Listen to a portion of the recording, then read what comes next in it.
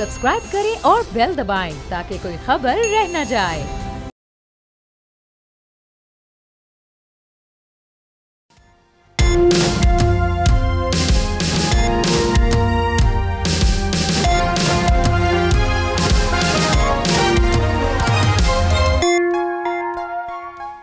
बिस्मिल्लाहिर्रहमानिर्रहीम, अस्सलाम वालेकुम। आप देख रहे हैं प्रोग्राम तब्दीली और मैं हूं आपका मेजबान सलमान मिर्जा। जनाब, मुल्क की मौजूदा सूरत हाल यह है कि अब आम आदमी को चीनी की बढ़ती कीमतों ने बेचैन कर दिया है। डॉलर हर गुजरते दिन के साथ रुपए पर धाड़ रहा है और गरीब आदमी बस ये पुकार रहा है कि ये कैसे खत्म होगी महंगाई।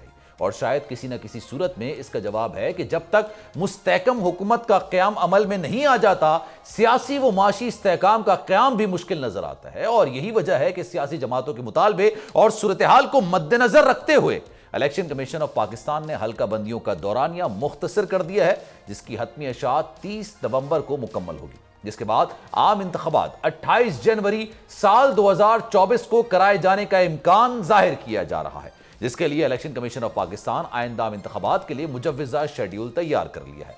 ज़राए के मुताबिक अमले ने पोलिंग के लिए 27 से 30 जनवरी तक की तारीखें तजवीज़ की है, लेकिन इलेक्शन कमीशन की मंजूरी के बाद हतमी इंतखाबी शेड्यूल जारी किया जाएगा। इसके साथ साथ मुल्क की तमाम बड़ी सियासी जमातें अब ना सिर्फ बर वक्त इलेक्शन का मुतालबा कर रही हैं, बल्कि इलेक्शन की तैयारियां भी शुरू कर दी हैं।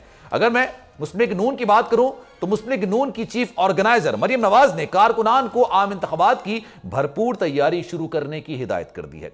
जबकि जराए बताते हैं कि मरियम नवाज ने हालिया केपी बल्दियाती इंतखाबात में पार्टी की नाकामी पर सूबाई क़यादत की सरजनिश भी की है।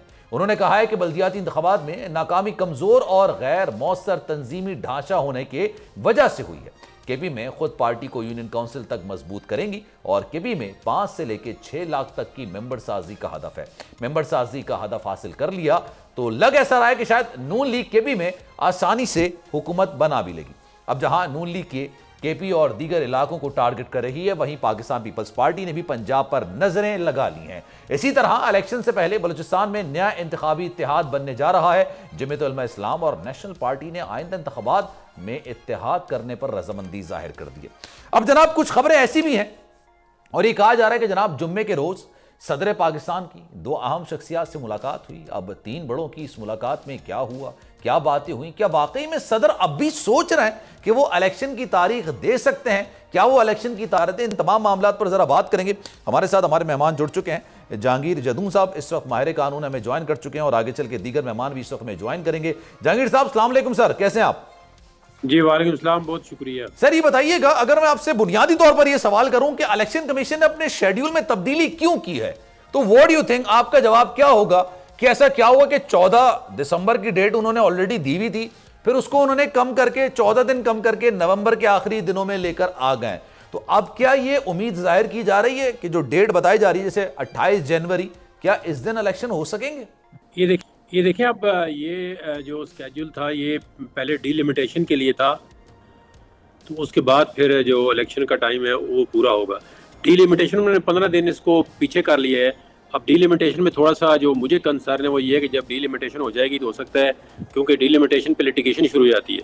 एक बंदा आ जाता है, कहता है जी मेरा एरिया यहाँ पे रहता था, यहाँ पे काट करके उसके साथ लगा दिया है, मतलब इस तरह कोई लीगल इशू क्रिएट हो जाते हैं डीलिमिटेशन से। तो उनके लिए फिर अगर इलेक्शन कमीशन एक डेट देता है कि जी इस तक का हम फाइनलाइज कर देंगे, उसके बाद फिर वो लोग हाई कोर्ट चले जाते हैं, हाई कोर्ट से फिर सुप्रीम कोर्ट चले जाते हैं। तो मेरे ख्याल में ये इसने 15 दिन पीछे किए, हो सकता है, मुझे लगता है ये वो हो सकता है थोड़ा सा और आगे चले जाएं, लेकिन अब ये डिपेंड करता है कि आप कह रहे हैं 14 दिसंबर से आगे चले जाएं?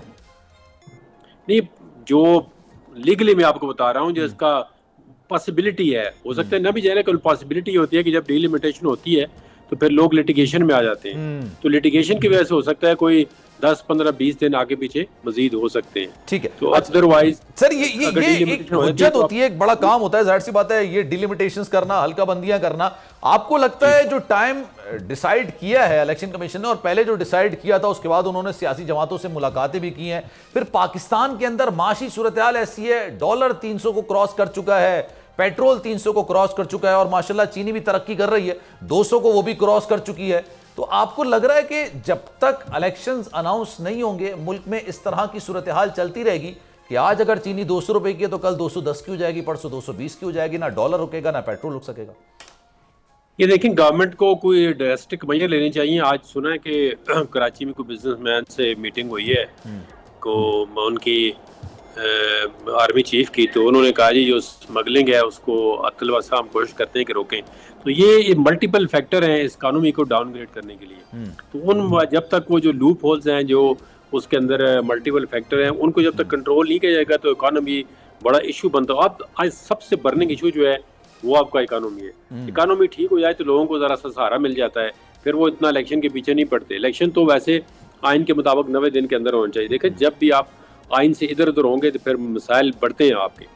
तो जो भी स्टेट इंस्टीट्यूशन है, चाहे वो जो भी इदारा है, एग्जीक्यूटिव है, जुडिशरी है, लेजिस्लेचर है, जब तक हम मनोहन आइन पे अमल नहीं करेंगे और आइन की अमलदारी नहीं होगी तो हमारे लिए एज ए कौम आगे बढ़ना मुश्किल हो जाएगा। ठीक है, आज देखें ये इकोनॉमिक प्रॉब्लम है, पीछे भी हम मतलब 2017 के बाद देखें वो वहाँ के यहाँ के हालात में जमीन आसमान का फर्क है। सही। और जो आए कोई बेहतरी नहीं हो रही, हालात खराब ही हो रहे हैं। और साथ में आज अफगानिस्तान के देख रहा था, जो वर्ल्ड बैंक ने अफगानिस्तान पे रिपोर्ट दी है, तो उनकी रिपोर्ट देखो तो बंदे को शर्म आती है कि अफगानिस्तान जैसा मुल्क जो है उसकी करेंसी स्ट्रांग हो रही है, वहाँ पे डॉलर का रेट देखें, बाकी चीज़ें देखें, तो इधर कोई पाकिस्तान में सबसे बड़ी जुल्म ज्यादती है कि यहाँ पे कोई कानून की हुक्मरानी नहीं है, कोई लॉ इम्प्लीमेंटेशन ही नहीं है, जिसकी मर्जी है जो कर रहा है, जिसकी लाठी उसकी भैंस है, ये कह रहा है। अच्छा सर, अगर आप इजाजत दें मैं आपकी तरफ वापस आऊंगा। ये एक मिनट में जी कर लें, फिर मैं कामरान मुर्तज़ा साहब को लूंगा। जी सर। चीनी का अगर सरकारी रेट 100 रुपए लगा हुआ है, 110 120 है, इस पे कोई अमल ही नहीं करता। इस तरह आप किसी बाजार में चले जाएं, उसमें अगर कोई सब्जी का रेट है, किसी ग्रोसरी का रेट है, उस पर कोई अमल दरामद नहीं हो रहा। इस तरह बस फ्री फॉर ऑल है, जो मर्जी रेट लगा ले किसी। ठीक है सर, तो इसमें कोई इम्प्लीमेंटेशन नहीं है। आता हूं सर आपकी तरफ वापस। कामरान साहब अस्सलाम वालेकुम सर। जी वालेकुम अस्सलाम। कामरान साहब, ये जो इस वक्त मौजूदा सूरत हाल है, आवाम काफ़ी ज़्यादा परेशानी का शिकार हो चुके हैं। अब तो बहुत सारी चीज़ें ऐसी हैं कि कुव्वत ख़रीद से बाहर चली गई हैं। डॉलर 300 से ऊपर हो चुका है, फिर पेट्रोल में भी मज़ीद कीमतों में इजाफा कर दिया गया, और फिर अभी जो एहतजाज हो रहा था बिजली की जो इजाफी कीमतें वसूल हुई हैं, और उस पर फिर सोने पे सुहागा आज चीनी की रेट का भी बताया गया कि वो भी 200 से ऊपर जा चुकी है। सर, अगर मैं आपसे पूछूं कि इस सारी सूरत हाल का जिम्मेदार कौन है तो क्या कहेंगे सर आप? देखिए, किसी एक हुकूमत को या किसी एक शख्स को जो है ना आप जिम्मेदार नहीं ठहरा सकते। अच्छा। पाकिस्तान बनने के बाद तमाम तर हुकूमतें जो है इसमें जिम्मेदार हों, उस ये कह सकते हैं कि इमीडिएट जो दो हुकूमतें हैं वो बहुत ज्यादा जिम्मेदार हैं। उसमें एक हमारी हो सकती है और दूसरी जो है वो पीटीआई की हुकूमत थी। पीटीआई हुकूमत का कसूर ये था कि उन्होंने जो एग्रीमेंट किया है IMF के साथ उसको वायलेट किया और जानबूझ के वायलेट किया, और हमारा कसूर ये था कि हमने कुछ चीज़ों में डिले कर दिया और हम अवाम को वो बात नहीं बता सके। हम अवाम को ये बताते रहे कि हम आएंगे तो उसके बाद दूध और शहद की नहरें बहने लग जाएंगी।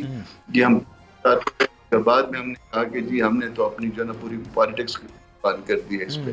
तो अब दो को तो ज्यादा इल्जाम दे सकते हैं, हमारी हुकूमत को, हमसे पहले वाली हुकूमत को, मगर तमाम की तमाम हुकूमतों को इल्जाम देना होगा। वजह उसकी ये है कि 24 बिलियन डॉलर जो है ना वो आपने एक साल में रिटर्न करना है, 84 बिलियन डॉलर आपने 3 सालों में रिटर्न करने हैं। आपके पास कोई प्लान नहीं है, या किसी हुकूमत के पास इसका कोई प्लान नहीं था कि पैसे किस तरह से रिटर्न होंगे।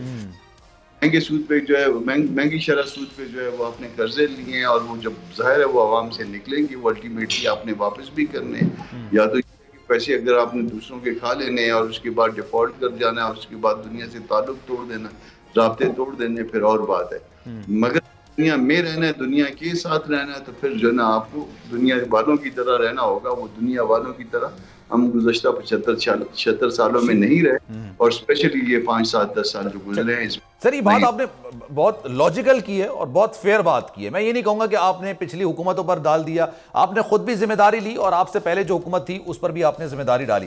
सर, लेकिन इस सूरत हाल के अंदर अगर मैं आपसे प्रिसाइजली कहूं, 300 से ऊपर का पेट्रोल है, 300 से ऊपर का डॉलर है, बल्कि डॉलर तो ओपन मार्केट में 337 के करीब जा रहा है। तो सर, इस सूरत हाल में जब बिजली की कीमतें लोग अदा नहीं कर पा रहे हैं, जब हर तरफ महंगाई है, जब अभी चीनी की कीमतों में इजाफा हो चुका है, सर किस तरह से अवाम को मोबिलाइज करेंगे अपने आप को वोट देने के लिए? मैं अगर खास आपकी जमात की बात करूं तो देखिए ये बड़ा मुश्किल होगा जब भी हम जाते हैं, बल्कि अब हमारे पास जो वो मैसेजेस आते हैं जिन ग्रुपों में हम अदरवाइज जो मैसेजेस आते हैं कि जी ये महंगाई मार्च आप कब निकाल करेंगे और वगैरह वगैरह, और ये JUI के हवाले से आते हैं क्योंकि मामला हम करते रहे।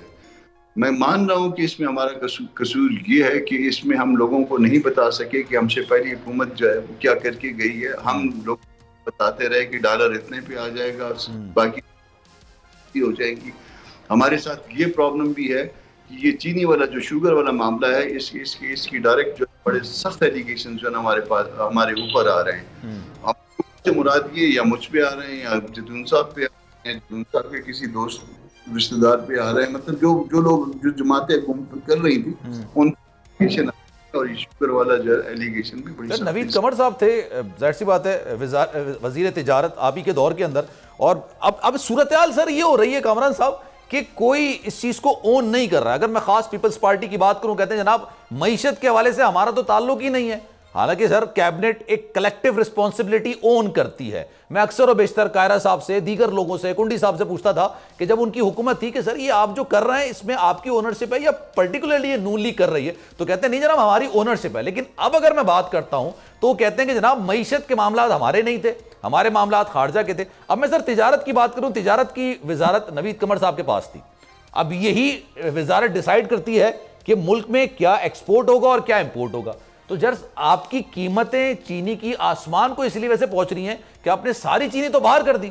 अब जब आपने बाहर भेज दी है तो सर वो फिर ओन ही नहीं कर रहा उसको कि हमने नहीं किया, वो तो डिसाइड किया कैबिनेट ने।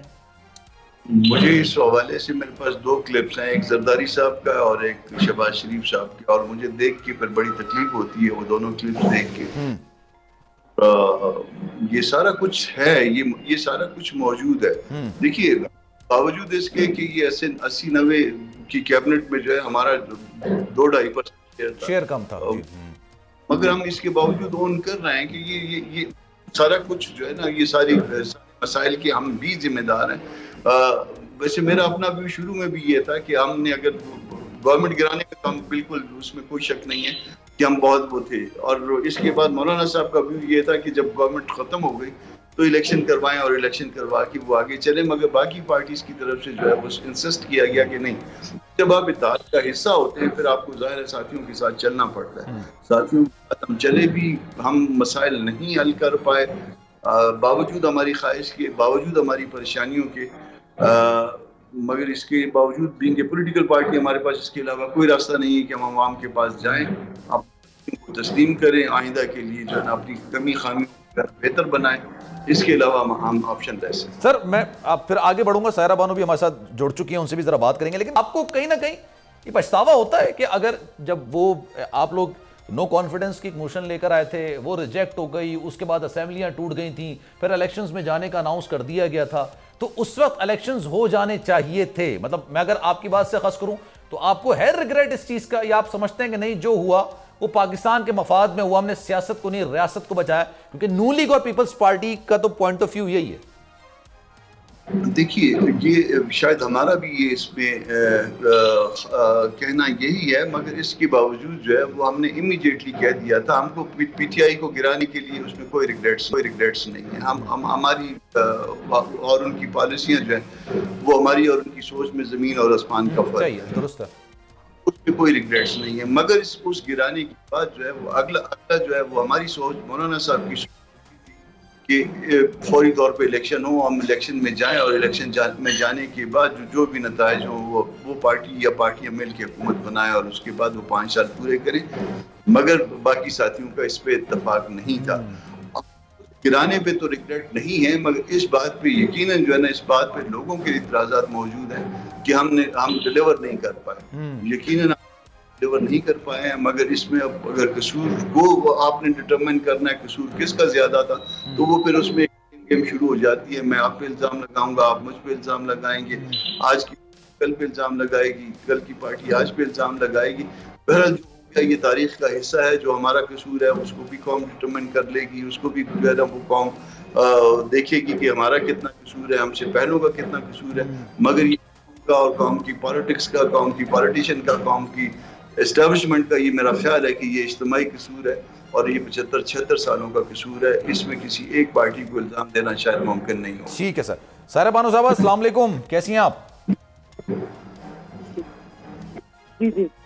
सारा साहबा, ये इस वक्त सूरत हाल अल्फाजों में बयान करने वाली है तो नहीं, क्योंकि 300 का डॉलर हो चुका है माशाल्लाह, 350 कम है, वॉल्यूम बढ़ा देंगे?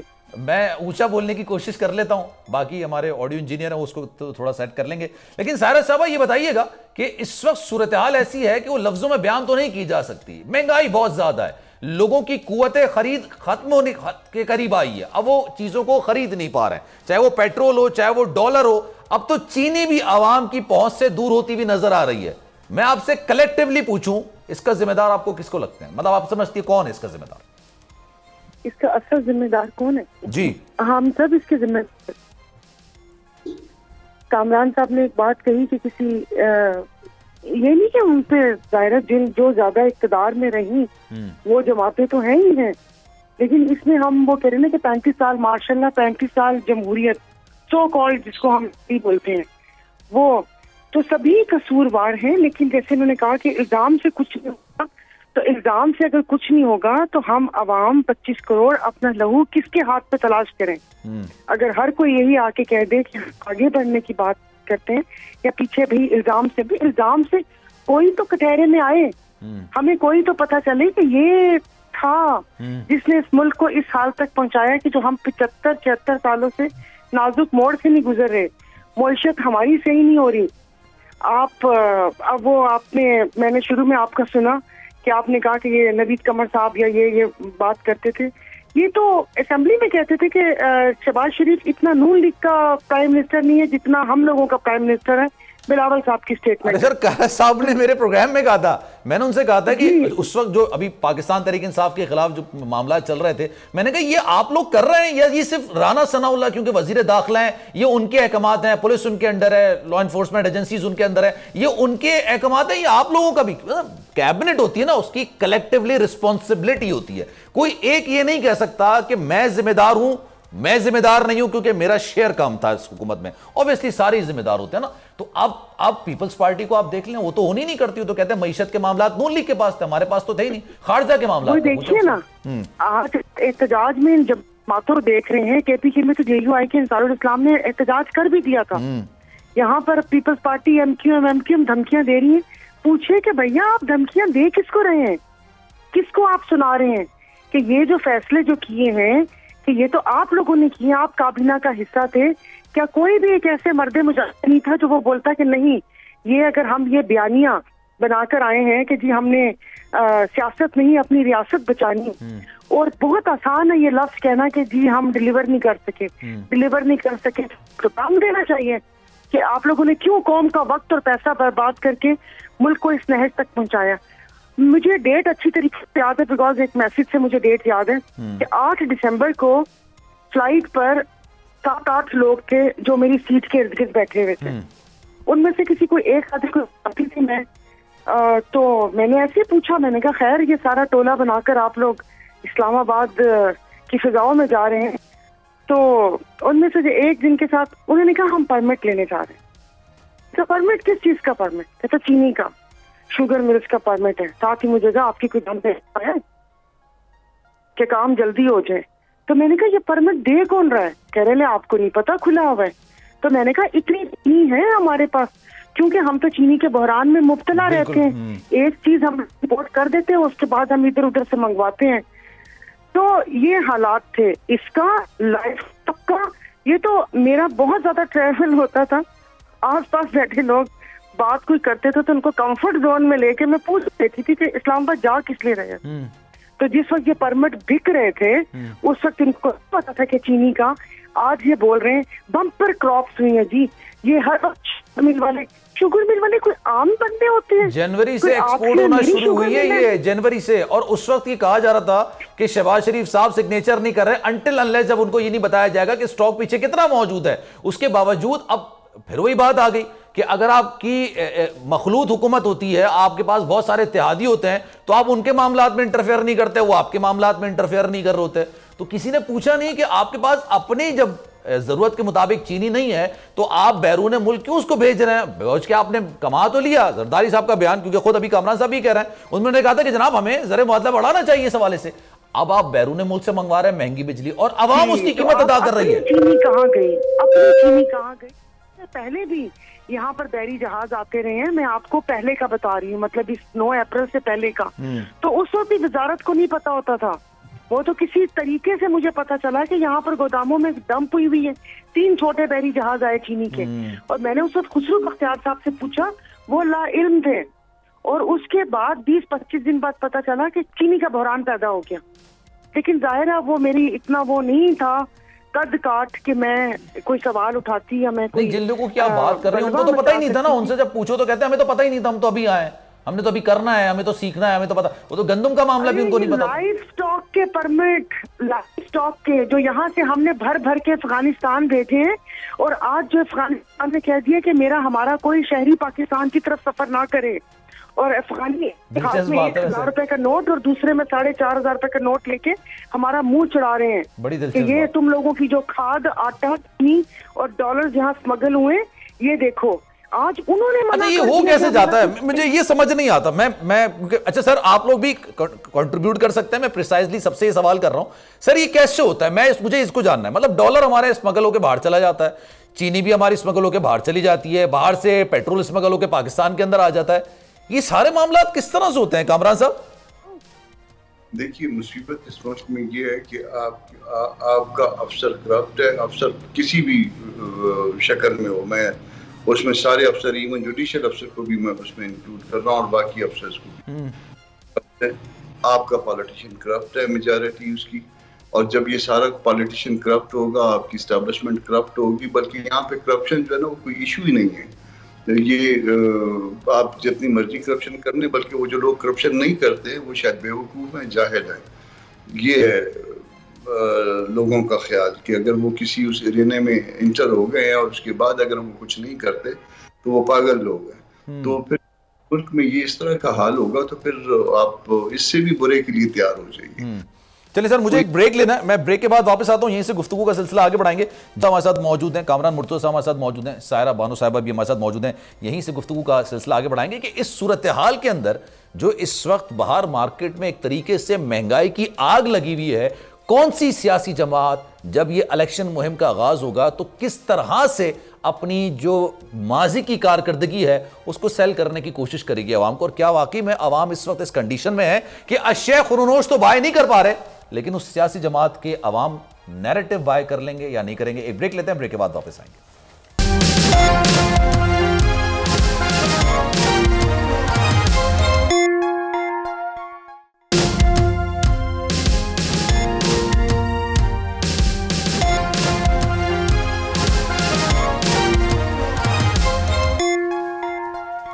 जनाब, प्रोग्राम में एक बार फिर से आपको खुशामदीद कहते हैं। बड़ी दिलचस्प बात यह कि हमारे सियासतदान ना आवाम की फलाह के लिए या उनके मसाइल को कम करने के लिए कोई बात नहीं करते, आईनी तौर पर जो चीजें डिसाइडेड होती हैं उसको दोबारा लेकर आते हैं। अब एक बार फिर से कल से एक शोशा छोड़ दिया गया कि सदर साहब हो सकता है इलेक्शन की डेट अनाउंस कर दें। हालांकि जो तरमीम हुई है उसके बाद वाज़ेह तौर पर लिखा गया है कि इलेक्शन कमीशन ही इस बात की मजाज अथॉरिटी है कि वो इलेक्शन की डेट अनाउंस कर सकती है। जहांगीर साहब, ये बताइएगा ये क्या मामला है? ये तो अभी पिछले दिनों भी निकल कर आया था कि सदर साहब डेट दे सकते हैं, नहीं दे सकते। फिर दोबारा से परसों से जुम्मे की रात से सारा मामला शुरू हुआ था कि सदर साहब डेट देने जा रहे थे या डेट दे सकते थे। फिर बताया गया कि जनाब आप डेट नहीं दे सकते हैं। तो क्या वाकई में अभी तक ये अभाम है या क्लैरिटी हो चुकी है कि नहीं, सदर मजाज अथॉरिटी नहीं है इलेक्शन की डेट देने के लिए? ये देखें, जैसा कि पहले मैंने बताया कि जब तक जो हमारा दस्तूर है, कॉन्स्टिट्यूशन है, उस पर मनो अमल नहीं करेंगे तो मसाइल जो है हल की तरफ आगे नहीं बढ़ सकते। तो कामरान साहब बैठे हुए हैं। आज ये जो एक्ट पास हुआ था उसमें जो वर्डिंग थी शायद इन्होंने भी कोई और इनके साथ ही थे। तो ये सब्जेक्ट टू द कॉन्स्टिट्यूशन से जो सेक्शन 57 सब सेक्शन 1 है, इलेक्शन एक्ट 2017 की शुरू होती है। तो कॉन्स्टिट्यूशन के अंदर जो राइट है डेट पॉइंट करने का वो प्रेसिडेंट के पास है। अब आगे जो मसाइल पैदा हो रहे हैं कि इलेक्शन कमीशन ने अपनी इंटरप्रिटेशन कर दी है, लॉ मिनिस्ट्री और इलेक्शन कमीशन। एक मिनट सर, जहांगीर साहब दोबारा रिपीट कीजिएगा। आप ये कह रहे हैं कि अभी भी आईनी तौर पर सदर के पास इख्तियार है इलेक्शन डेट अनाउंस करने का? ये मैं नहीं कह रहा, ये आइन आपका कह रहा है जो 1970 आइन है, उसका आर्टिकल 48 सब आर्टिकल 5 कह रहा है। और उसके बाद जो वो कह रहे हैं कि जी हमने इलेक्शन एक्ट में तरमीम कर दी है। और ये आपने लॉ मिनिस्टर का मेरे ख्याल में किसी क्लिप मैंने सुना था, उन्होंने भी कैटेगोरिकली कहा था कि हमने सब्जेक्ट टू द कॉन्स्टिट्यूशन किया है और कॉन्स्टिट्यूशन में प्रेसिडेंट का ही इख्तियार है डेट देने का। और जो लेजिस्लेशन होती है, जो डेलीगेटेड लेजिस्लेशन होती है, वो कॉन्स्टिट्यूशन को ओवरराइड वैसे भी नहीं कर सकती। इसमें तो वैसे लिखा हुआ सब्जेक्ट टू द कॉन्स्टिट्यूशन, वो जो सेक्शन है वो आइन के ताबे है। तो आइन के अंदर तो प्रेसिडेंट के अलावा किसी को अख्तियार नहीं है डेट देने का। हाँ, इलेक्शन कमीशन जो है उसका आगे स्केड्यूल जो है वो अनाउंस कर सकता है कि पेपर कब। तो सर ये तो फिर एक नया मसला शुरू हो जाएगा। फिर ये इलेक्शन कमीशन के जो चीफ को बुलाया था सदर साहब ने, क्या है मिलके बैठ के इलेक्शन की बात करते हैं, उन्होंने कहा भाई आप तो मेजाज अथॉरिटी नहीं है, तो फिर उसका तो ये तो जी मेरी जाती राय है उसमें इलेक्शन कमीशन को वहां पे जाना चाहिए था, सदर साहब को कन्विंस करना चाहिए था कि ये आइन है, ये कानून है। तो फिर सदर साहब भी उससे बात करते कि कानून आइन में तो मेरा अख्तियार है। सर ये आर्टिकल 48 की जो सब क्लास 5 है ये नहीं कहती कि अब सदर के पास ये इख्तियार नहीं है, इलेक्शन कमीशन ये मेजाज अथॉरिटी है। और ये भी तरमीम में आरिफ अलवी साहब ने सिग्नेचर किए थे। मैं जरा कामरान साहब से पूछ लूं, अगर आप इजाजत दें, फिर मैं यही सवाल आपसे पूछूंगा। कामरान साहब आपकी राय क्या है सर इसमें? नहीं जी, मेरी राय भी यही है कि सदर साहब का इख्तियार है। आर्टिकल 48 सब आर्टिकल 5 उसकी यही कहती है, और ये सेक्शन 57 उसको वैसे भी ओवरराइड नहीं कर सकती। और जिस वक्त ये तरमीम आई थी तो उस कमेटी का मैं मेंबर था और नवीद कमर साहब उसको चेयर कर रहे थे। तो जान इसको मैंने ऐड करवाया था। मुझे ये था, शुबा था कि कल इसमें इबाम पैदा होगा, हालांकि उसकी ज़रूरत नहीं थी उस सब्जेक्ट टू कॉन्स्टिट्यूशन ऐड करवाने की, मगर उसको जानबूझ के ऐड करवाया था ताकि जो है ना ये इबाम ना रहे। वो कहेंगे कि जी इलेक्शन एक्ट में एक बात लिखी है और दस्तूर में दूसरी बात लिखी है, इसलिए इबाम है। तो वो इबाम की वजह से कि ये कल जो है ना इस बात पे कोई आर्गूमेंट्स ना आए, हमने सब्जेक्ट टू कॉन्स्टिट्यूशन उसमें वो करवा दिया था। इख्तियार जो है यहाँ पे एटलीस्ट नेशनल असम्बली के लिए जो है वो इख्तियार सदर साहब का है डेट देने का, और अगर सूबों के लिए आप कह सकते हैं तो वो गवर्नर का इख्तियार हो सकता है। मगर ये आर्गूमेंट इलेक्शन अपना हमारी वजारत कानून का कि जिस तरह से डेटें डिफरेंट हो जाएंगी उससे कोई फर्क नहीं पड़ता, डेटें डिफरेंट हो जाएंगी। वो अदरवाइज इकट्ठे बैठ के उसको एक डेट तय कर लें। मगर ये फिर जो है ना at the cost of repetition कह रहा हूँ कि सदर साहब का इख्तियार है, और ये बात हमने इलेक्शन कमीशन को भी कही है, उनके साथ जो मीटिंग हुई है कि 48(5) इसमें वाज़ेह है। तो सर कल को अगर सदर साहब कोई डेट अनाउंस कर देते हैं इलेक्शन की, तो सर वो लीगल डेट होगी, फिर उस पर सबको अमल करना होगा, फिर उसको अदालत में चैलेंज कर दिया जाएगा। अदालत में तो चैलेंज शायद कर भी दिया जाए तो उसका रिजल्ट यही आएगा जो हम कह रहे हैं, मैं और जिदुल साहब जो कह रहे हैं, या नहीं होगा हमें इसका पता नहीं। तो सर ये फिर इलेक्शन कमीशन की जो चीफ थे उन्होंने भी मिलने से मना कर दिया था कि हम नहीं मिलेंगे। जब सदर साहब ने कहा था आए बैठे इलेक्शन की डेट अनाउंस करते हैं, तो सर ये फिर आपको नहीं लगता कि ये यहां भी कानून की खिलाफ वर्जी हुई है? मैं तो समझ रहा था कि शायद सदर साहब ने अपने इख्तियार से तजावुज करते हुए इलेक्शन कमीशन के चीफ को बुला लिया था और वो डेट अनाउंस कर देते, लेकिन आप कह रहे हैं कि नहीं, वो मजाज अथॉरिटी है, वो अनाउंस कर सकते हैं। बिल्कुल, यहाँ पे लीगल पोजीशन यही है। सदर साहब ने वो ट्विटर वाला मामला है वहां पे अलग से जफ मारी है, मगर यहाँ पे जो ना वो उनका अच्छा जहांगीर साहब आपका भी पॉइंट ऑफ व्यू यही है? फिर मैं सायरा साहब की तरफ जाऊंगा। नहीं, बिल्कुल हमारा ये 100% दोनों का एग्रीड पॉइंट है कि सदर ही जो है आइन के तहत जो है सदर का इख्तियार है डेट देने का, और उसमें हमारा दोनों मतलब आइन बिल्कुल इसमें कोई एम्बिग्यूटी नहीं है, कोई इसकी इंटरप्रिटेशन की जरूरत नहीं है। लेकिन आप सुप्रीम कोर्ट में वो ऑलरेडी इन्होंने काउंसिल ऑफ कॉमन इंटरेस्ट को चैलेंज किया हुआ है, कोई 2-4 पिटीशनें पेंडिंग है। तो इसमें मेरा अभी जो रिसेंट सुप्रीम कोर्ट ने जजमेंट दिया उसमें लिखा है कि जो है ना इलेक्शन कमीशन स्केड्यूल लॉन्च करेगा, और जिस तरह उन्होंने कहा है कि जो गवर्नर खुद डिजॉल्व करेगा उस पर साइन करेगा असेंबली में, उस सूबे में गवर्नर का अख्तियार है प्रोविंशियल असेंबली को डेट देने का। हाँ, अगर प्रेसिडेंट डिजॉल्व ना करता, बाई फ्लेक्स ऑफ टाइम हो जाती 48 आवर में या अपनी मुद्दत पूरी करने के बाद, तो फिर जो है ऑब्वियसली फिर उसमें इलेक्शन कमीशन जो है वो डेट देता। लेकिन अभी तो बहुत कैटेगरी के लिए बिल्कुल वाज़ेह है कि इन्होंने 2-3 दिन पहले असेंबली डिजॉल्व कराई है, तो प्रेसिडेंट ने डिजॉल्व की है, तो डेट देने का अख्तियार जो है बिल्कुल ये तो 100% क्लियर है कि प्रेसिडेंट का है आइन के मुताबिक। तो सर ये अभी अगर इलेक्शन कमीशन ने एक शेड्यूल बताया है डिलिमिटेशंस का या हल्का बंदियों का, उससे पहले अगर सदर साहब कोई डेट अनाउंस कर देते हैं इलेक्शन की, तो सर फिर ये कानूनी पेचीदगियां नहीं हो जाएंगी? कानूनी पेचीदगियां तो देखें पहले ही बड़ी वाज़ेह तौर पे मौजूद हैं कि जी अभी आप डिलिमिटेशन करेंगे, फिर डिलिमिटेशन पे लिटिगेशन होगी। इस तरह पहले मैंने आपको बताया। जी जी बिल्कुल। फिर इलेक्शन जो है वो ऑब्वियसली भी नजर आ रहा है कि 90 डेज में होना मुश्किल है। अब हमारा तो सबका यही कंसेंसस है, जो लोग कहते हैं कि आइन पे अमलदारी हो कि 90 दिन के अंदर हो, लेकिन क्योंकि काउंसिल ऑफ कॉमन इंटरेस्ट ने जो सेंसस नोटिफाई कर दिया है, तो फिर उन्होंने खुद ही ये भी इन्होंने खुद ही निकाला है। हालांकि जो आर्टिकल 51 है उसके तहत कहते हैं कि सीटें आपकी जो है वो अलॉट होंगी, यानी कि सीटों का बेसिक सेंसस का मतलब है कि आपकी जो प्रोविंस की सीटें हैं वो इंक्रीज हो जाएंगी। अब उन्होंने कहा ये सीटें इंक्रीज नहीं होती। अब ये हमें ये भी नहीं पता कि उन्होंने किस तरह उस पर कैप लगा दी है। आइन तो कहता है जब नोटिफाई करेंगे तो सीटों की कंवर दिलशाह साहब मेरे शो के अंदर मौजूद थे, उन्होंने कहा था ऐसा हो ही नहीं सकता कि आप मर्दमशुमारी कराएं और डिलिमिटेशंस ना हो, और फिर फैसल खुंडी साहब ने भी कहा कि नहीं ऐसा हो सकता है, जरूरी थोड़ी है आपकी सीटें बढ़े। आर्टिकल 51 जो है उसमें डिलिमिटेशन का जिक्र नहीं है, उसमें सीट अलॉटमेंट का जिक्र है। जी जी। तो ऑब्वियसली जब आप सीट अलॉटमेंट करते हैं तो उसके लिए डिलिमिटेशन जरूरी होती है। डिलिमिटेशन जो है वो सेक्शन 17 जो है इलेक्शन एक्ट 2017 का, उसके मुताबिक होती है। लेकिन उसके लिए पार्लियामेंट की जरूरत नहीं होती, बढ़ानी है या कम होनी है तो डिलिमिटेशन होती है। तो लेकिन इसमें एक अब कमरान साहब भी इसे बता सकते हैं कि आपने सीटें जो है वो नहीं बढ़ानी है, सीटें जिस तरह है उसी तरह रहेंगी, वो डिलिमिटेशन करनी है। ठीक, मैं कामरान साहब से पूछता हूँ। सहरा साहब मैं आपकी तरफ आऊंगा, लेकिन मैं चाह रहा हूँ मैं जरा ये बात ना कामरान साहब से मैं कामरान साहब से ये सवाल कर लूं, फिर मैं आपकी तरफ आऊंगा, वरना फिर बात का तसलसल रह जाता है। मैं आपसे डिटेल में बात करूंगा। कामरान साहब ये बताइएगा, ये पीपल्स पार्टी क्यों एतराज करती है? मतलब आप बहुत फेयर बात करते हैं, मैं इसलिए आपसे बात कर रहा हूं। मतलब मुराद अली शाह साहब ने कहा कि मैं गया हूं मुश्तरका मफादात काउंसिल में और मैंने सबको मुबारकबाद दी कि चलें मर्दमशुमारी हो गई है, लेकिन अब डिलिमिटेशंस नहीं होंगी, और इसका मतलब है कि 90 डेज के अंदर इंतखाबात हो जाएंगे। लेकिन अगर नून लीग का मौकिफ देखा जाए तो वो कहते हैं कि भाई हम तो क्लियर पिक्चर थी, उनको पता था, सारी चीजें थी, उन्होंने बाहर आके फिर एक तरीके से जो मिनट्स से उससे इनहराफ किया है। तो ये हुआ क्या है सर बीच में? देखिए, इसमें ऐसा है कि पहले जो प्रिलिमिनरी रिपोर्ट आई थी उसमें बलूचिस्तान की आबादी जो है वो 70 लाख तकरीबन ज्यादा थी। एक 3 हिस्सा आबादी बलूचिस्तान की इस फाइनल रिपोर्ट में कम कर दी गई। उसका नतीजा क्या निकलना था कि वो अगर वो आबादी जो है वो उसमें बताई जाती तो बलूचिस्तान की कोई 7, 8, 9 कौमी असम्बली की नशिस्तें बढ़ जाती। उसमें 1 पे जाना पड़ता। जब आप 1 पे जाते तो कॉन्स्टिट्यूशन अमेंडमेंट लानी पड़ती।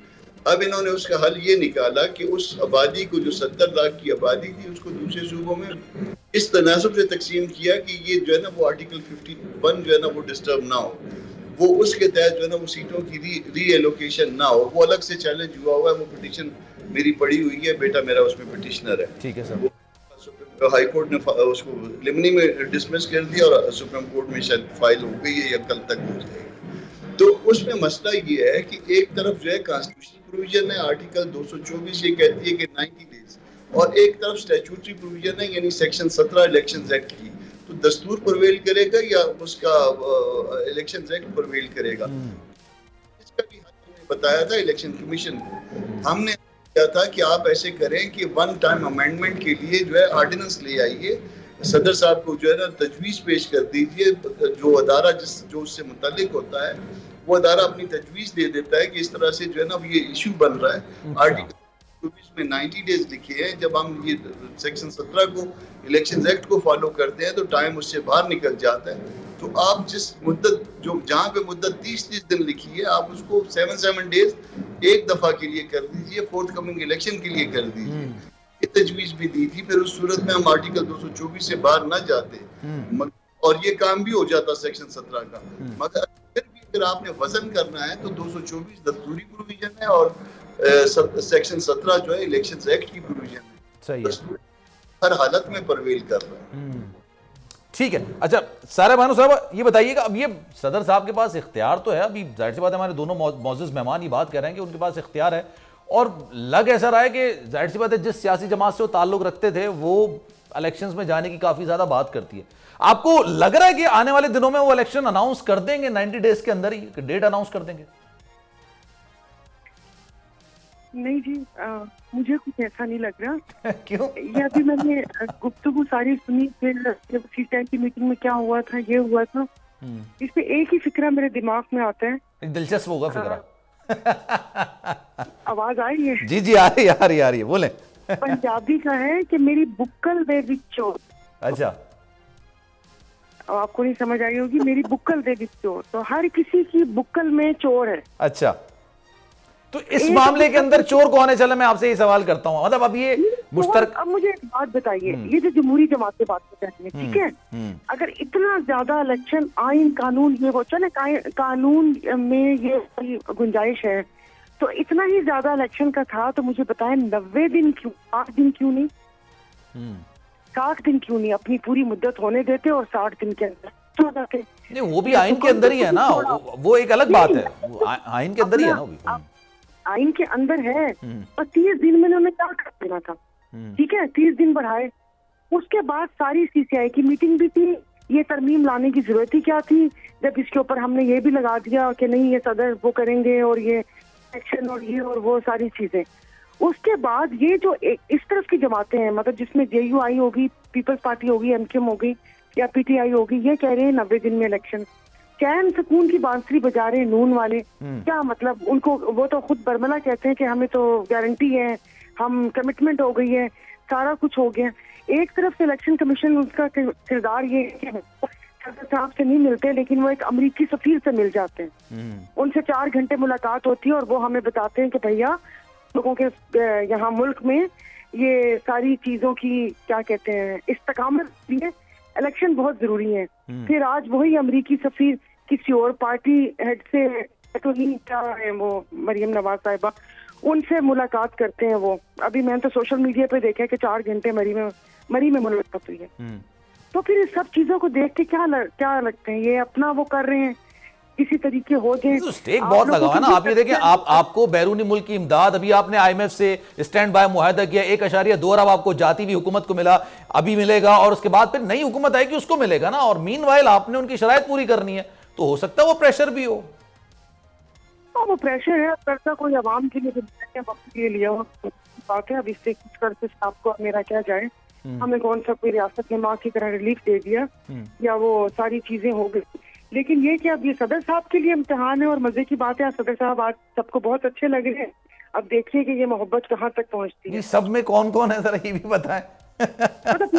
जो भी अच्छे लग रहे हैं, बाकी पार्टी को भी अच्छे लग रहे हैं कि जिस वक्त वो कर रहे हैं, अब दूसरों के कंधे तलाश कर रहे हैं कि उनके कंधे पे रख के बंदूक चलाई जाए कि सदर साहब वो कर दें, एक डेट दे दें और उसके बाद एक नया खड़ाक शुरू हो जाए कि उधर से इलेक्शन कमिश्नर करना, फिर उसके बाद वो अदालत चले जाएं और फिर जज साहब जून को जैसे अभी फैसला आया है कि इलेक्शन 14 होंगे, फिर पता चले कि ये बैठे हुए हो और उसको बोले कि ये इलेक्शन है। अच्छा, ये फरवरी को तो जी। अच्छा ये बताइए, ये मुस्लिम नून को गारंटी किसने दी है और क्या दी है अभी आपने जो बात की?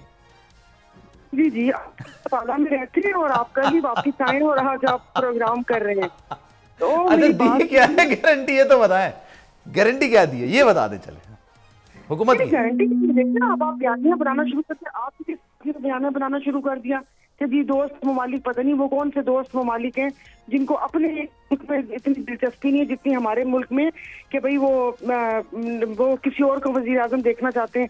भाई ले जाए, अपने मुल्क में वजीर आजम बना ले, अवाम की राय तो ले ले, अवाम किसको देखना चाहती है किसको नहीं देखना चाहती, अवाम को कर दे, ये मसला हल नहीं होगा। उसके बाद एक नई बहस छिड़ जाएगी और कुछ लोग चाहते हैं कि ये जरा मसला इधर से उधर हो जाए, जो सुनने में आ रहा है, जिसकी यहाँ पर पकड़ धकड़ शुरू की हुई है। और आज खुशी साहब का भी बयान आया कि भाई इलेक्शन से पहले इस किस्म की ये चीजें मुल्क में क्या अनारकी की तरफ मुल्क को लेकर जाएंगी। और अब मुझे नहीं पता किसका बाजू मरोड़ा, क्योंकि अगर आप करप्शन की बात करते हैं तो क्या सिर्फ सिंध में करप्शन है? क्या पंजाब में, बलोचिस्तान में, KPK में कोई करप्शन नहीं है? सब दूध के धुले बंदे हैं। यहाँ पर एक बंदा पकड़ के बैठे हुए हैं। सिंध में क्या सिंध में सिर्फ एक्साइज डिपार्टमेंट है? सिंध में सिर्फ चावला साहब है? तो ये किसका बाजू मरोड़ा जा रहे हैं? हमने तो कभी भी इंसाफ या वो देखा, हमेशा इस किस्म की। आप ये कह रही हैं कि बाजू मरोड़ना गलत है या नहीं? बाजू मरोड़ना सही है, लेकिन सबका मरोड़ है। नहीं, मैं कह रही हूँ कि अगर जो एक बयानिया बना हुआ है ना, वो तो आपको और मुझे पता है ना कि ये बाजू मरोड़ा जा रहा है। ये तो पूरे 25 करोड़ को तो नहीं पता कि बाजू मरोड़ा जा रहा है, बहुत से लोगों को पता होगा। तो मैं कह रही हूँ कि अगर करप्शन का बयानिया बनाया है तो वो करप्शन सिंध में थोड़ी है, वो तो चारों सूबे लुथड़े हुए हैं। ठीक है, चले मूविंग फॉरवर्ड, क्योंकि मेरे पास टाइम की किल्लत बहुत ज्यादा है। अभी ये भी बात निकल कर आई पाकिस्तान तहरीक इंसाफ के सरबराह के वकील की तरफ से कि अभी तहरीक इंसाफ के सरबराह ने कहा है कि जनाब मैं तमाम सियासी जमातों से बात करने के लिए तैयार हूं, लेकिन ये वही शख्सियत कह रही है जो कि कहती थी कि मैं किसी से बात नहीं करूंगा, मैं चोरों से लुटेरों से बात नहीं करूंगा। और शायद आज जो मसाइल का सामना पाकिस्तानी अवाम को करना पड़ रहा है वो इसी की वजह से कि भाई सियासतदान अपने मसले खुद नहीं सॉल्व करते, या तो फिर आप अदालतों में लेके जाते हैं, इस तरह के मामलात होते हैं। कामरान साहब ये बताइएगा सर, अब तहरीक इंसाफ के सरबराह अपने जलसों के अंदर जिस तरह की जबान इस्तेमाल किया करते थे मौलाना साहब के लिए, दीगर लोगों के लिए, आज अगर वो कहते हैं कि तमाम सियासी जमातों से बात करने के लिए तैयार हूं, आप एग्री होंगे बात करने के लिए? मतलब आप इन अ सेंस के JUI एग्री होगी?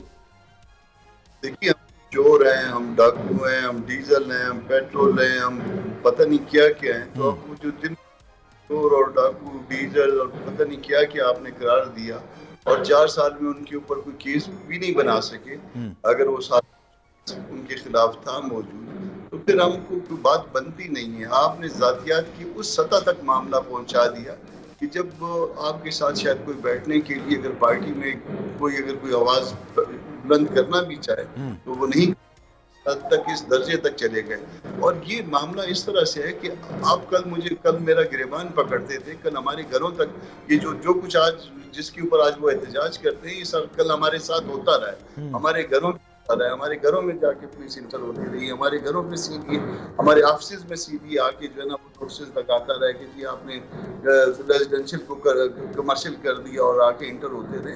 ये सारा कुछ हमारे साथ होता रहा है। तो कल आप हमारा गिरेबान पकड़ रहे थे, आप पाँव पकड़ने पे आ गए, तो ये इस तरह से नहीं होगा। आप अगर पॉलिटिशियन हो तो आपको एक मुस्तकिल रवैया रखना होगा। आपको इस तरह से नहीं होगा कि जो है जिसका मर्जी जो नाम रख दे, जिसको मर्जी जो गाली दे दे। आप गाली देंगे तो जवाब में एक नेचुरल है, हम मतलब इतने वलील्लाह तो नहीं है। एक ट्रेंड सेट होना चाहिए। मैं कामरान साहब की कारकर्दगी में सवाल करूं, उस पर तनकीद भी करूं या उस पर शाबाशी भी दूं, लेकिन उनकी जाती जिंदगी या जाती नाम को बिगाड़ने के लिए वो अखलाकियात से नीचे वाली गिरी हुई, ये एक ट्रेंड सेट होना चाहिए कामरान साहब। नहीं, मैं नहीं सुन पाया आपकी बात। मैंने कहा सर, मैं कामरान साहब की कारकर्दगी पर या तो तारीफ करूं या फिर उन पर तनकीद करूं, जो उनकी परफॉर्मेंस है उसकी बात करूं, लेकिन कामरान साहब पर जाती तनकीद करना, उनके घर वालों पर तनकीद करना, आपको लगता है ये गैर मुनासिब और ये ट्रेंड सेट होना चाहिए पाकिस्तानी सियासत में? ये ट्रेंड नहीं होना चाहिए, मगर अगर कारकर्दगी पे भी आएंगे तो आप देखेंगे कि कितने कर्जे लिए गए हैं उनके दौर में। और सबसे बड़ा मसला जो कर्जों के हवाले से क्रिएट किया गया वो इमरान खान के दौर में किया गया। आप बैलेंस कर लीजिए, साल की एवरेज निकाल लीजिए, आपको समझ आ जाएगी बात। ज्यादा गले पड़ा हुआ मामला है, उन्हीं की वजह से पड़ा हुआ है। निकाले जाने की वजह वो ये थी कि वो फाइनेंशियल रिस्क बन चुके थे। ठीक है सर, ठीक है, चलें sir, thank you so much for time की किल्लत है, वरना सर बहुत डिटेल में बात करते। कामरान मुर्तजा हमारे साथ मौजूद थे, सायरा बानो हमारे साथ मौजूद थी और जहांगीर जदून साहब आप हमारे साथ मौजूद थे। आप तीनों शख्सियात का बहुत शुक्रिया। सलमान मिर्जा को दीजिए इजाजत जनाब, जिंदगी रही, सेहत रही, आपकी दुआएं नहीं तो इंशाअल्लाह आपसे फिर मुलाकात होगी। मीनवाइल अपना बहुत ख्याल रखिएगा, अल्लाह हाफिज।